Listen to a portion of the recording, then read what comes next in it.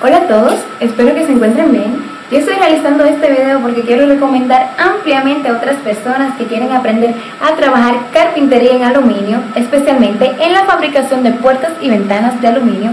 Es un excelente curso que encontré en el internet que nos ha servido de muchísima ayuda en nuestro negocio familiar, ya que estamos emprendiendo un pequeño negocio en la fabricación de puertas y ventanas de aluminio. En el curso te explican cómo fabricar y montar las puertas y ventanas paso a paso.